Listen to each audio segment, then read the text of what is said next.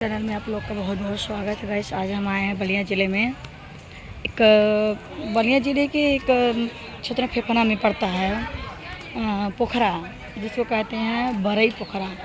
और यहाँ एक खासियत है कि यहाँ मछली, कछुआ, मगरमच्छ सब रहते हैं, फिर भी लोग नहाते हैं। और यहाँ नहाने से खजूरी खाद सब निकल जाता है, मतलब शरीर में जो बीमारी होती है वो हट जाता है। इसलिए यहाँ आए दर्शन करने हैं। नहाने का तो अवसर नहीं मिल पाया, बट क्या करें, टाइम नहीं निकला। देखिए बहुत बड़ा सा है, देखिए काफ़ी लोग नहाए हैं। ग्रिल बना हुआ है कि यहाँ से लोग नहा के आते हैं। देखिए धूप बहुत ज़्यादा है, देखिए सब लोग नहा रहे हैं।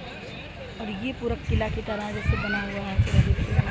देखिए बहुत ही प्यारा ब्लॉक है।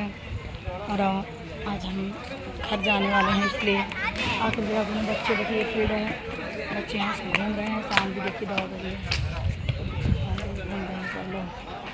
बहुत प्यारा ब्लॉक है गाइस।